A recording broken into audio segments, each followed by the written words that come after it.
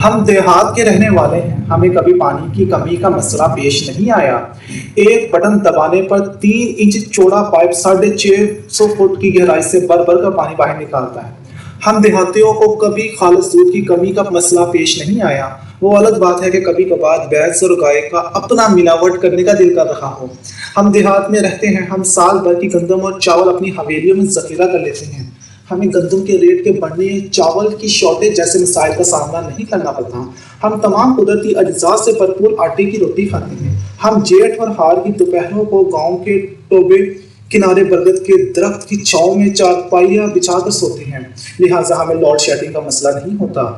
ہم دیہات کے رہنے والے ہیں، ہمارے باغیچوں میں تمام موسمی سبزیاں ہوتی ہیں جنہیں ہم وہیں سے توڑ کر کھانے کے لیے پکا لیتے ہیں۔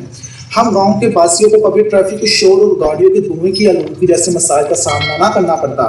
ہمارے دیہاتیوں میں کبھی کسی محلے دار کی بکری کا بچہ بھی مر جائے تو سارا گاؤں افسوس کو امڑ آتا ہے، ہمارے اندر کا انسان ابھی بھی زندہ ہے۔ ہم پنڈ باسیوں کی حویلیوں میں فارم ہاؤس پر کوئی نہ کوئی موسمی پھل کا پودا ضرور ہوتا ہے، جس کے نیچے بیٹھ کر اوباما سے لے کر اسامہ تک سب کی زندگیوں کے احوال ڈسکس کیے جاتے ہیں۔